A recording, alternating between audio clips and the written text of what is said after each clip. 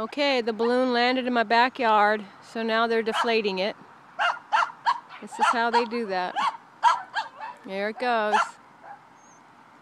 Coming on down. These folks have to be taken away in a truck because the balloon is in my yard. Wow, that's crazy.